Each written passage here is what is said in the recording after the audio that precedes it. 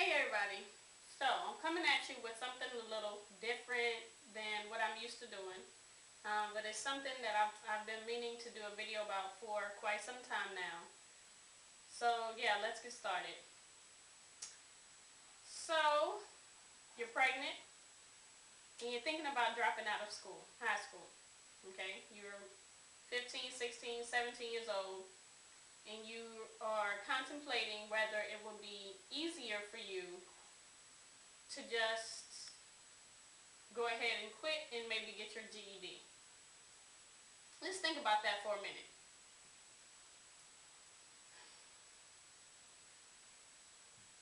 If you quit, if you stop going to school, and let's say you're in your junior year of high school, you only got 1 year left. Maybe you're a sophomore, you have 2.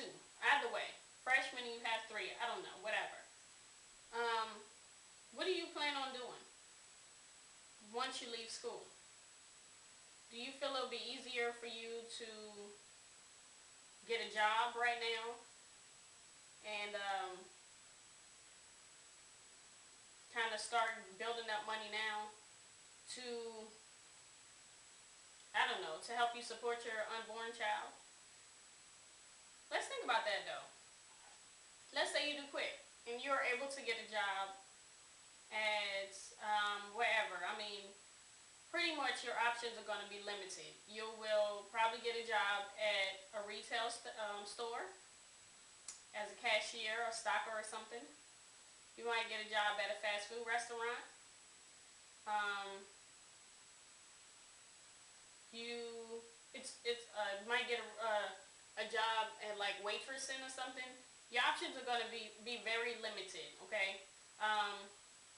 Let's think about those type of jobs. Retail stores, fast food restaurants, waitressing at major restaurants.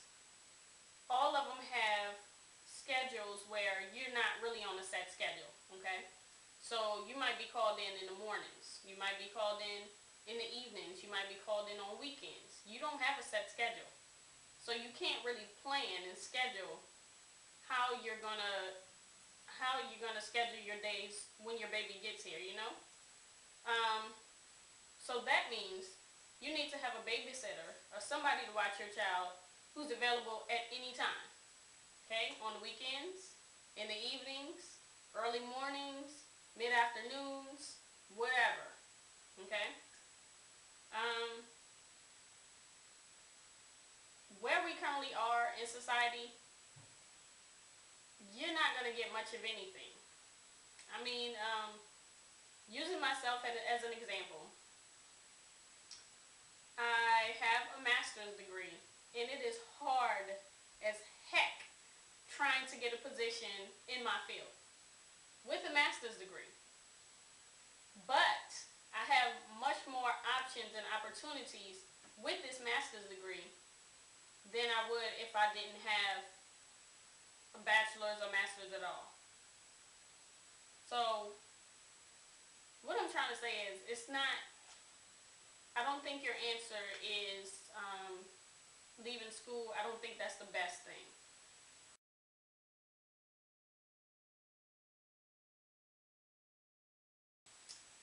Ask yourself if you're running away from your problems, your situation. If you are taking the easy route out, you know. Maybe you're thinking, hey, if I don't finish right now, I can always go back. Yeah, you can always go back to school, but it's going to be much harder going back later than finishing now. Everything worth having is worth working hard for and fighting for.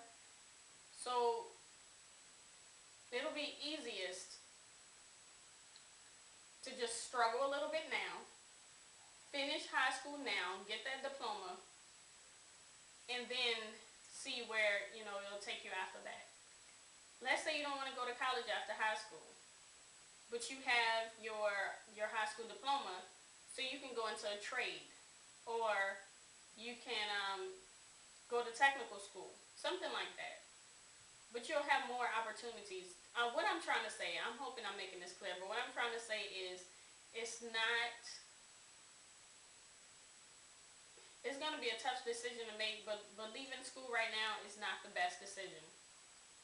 Depend on the people you have around you that may be of some support to you.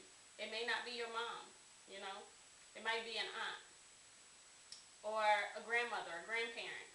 Um, but make sure you're utilizing those people as strictly for support and not making them sole carers of your child. I mean, it is your child. You're the one who decided to engage in sexual activities, so you're going to have to take responsibility. The reason why I wanted to talk about this is because I've been there. I had my oldest son, and I mentioned this before, but I had my oldest son at 8. I was 17 years old. I think I got pregnant when I was 17. I gave birth to him when I was 18. But nonetheless, it was my last year of high school. Okay? Last year. But I promised myself that I was going to finish. I was going to finish, and I was going to go to college.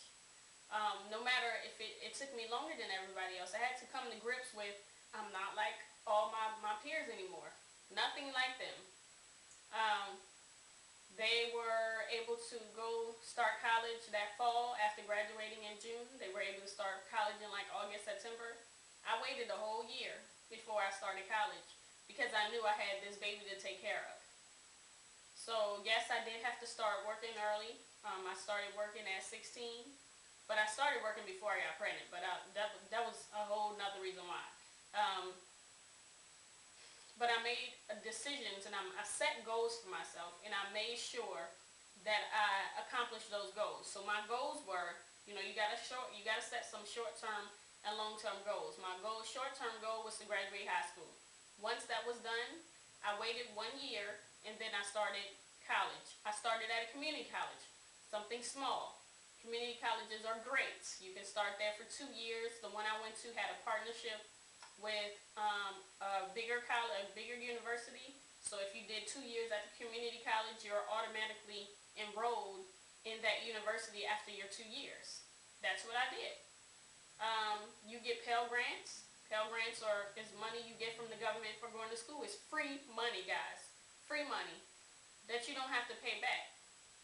You even get refunds from that. Once you pay for your semester with the Pell Grants, whatever's left over, they send it to you in a check. Use that to take care of your kids. That's what I did. My family was there for support, but I had things that I needed to accomplish and made sure I got done in my life to make my kids' lives better. I also set another personal goal of mine that I would not have another kid a year or 2 years later after my first one. That's just it was not going to happen. I was not going to put myself in another predicament where I was struggling to take care of my responsibilities. So my next son didn't come until 6 years later. Yes, that's a big gap between my oldest and my middle child.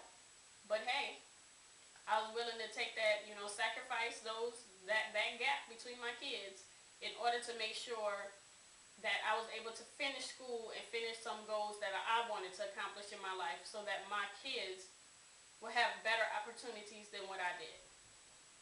Let's say, your mom had you young, your sisters had their kids young, you had your kid young. That is a generational curse that has to be broken. Why not start with you? Why not tell yourself, this is not going to happen with my kids? Okay, it's just not. I drill it in my kids' head every day. Especially my oldest son, who's now 13. Hey, look, this is what I went through. I'm just trying to let you know about it so you don't have to struggle like I did. Set some goals for yourself, okay? Accomplish some things you want to accomplish. And please know that you're going to survive. You will survive. It's going to be tough, but you will survive. And you can still accomplish the goals you wanted to accomplish before you got pregnant. It's not the end of the world. So, yeah, I don't want to keep rambling, but it's something that's been on my heart to share with you guys. I'm actually about to go back to school in a couple weeks to work on my EDS. It's an educational specialist degree. It's kind of like in between a master's degree and a doctorate. Some people joke and call me a career student because I'm always in school. But if staying in school is going to make it so that I have more opportunities and better experiences and things like that, then that's what I'll do.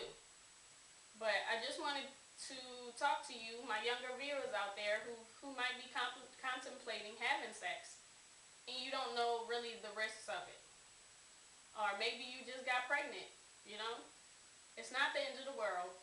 Just make sure you set goals, stick by those goals regardless of what anybody tells you you can and cannot do.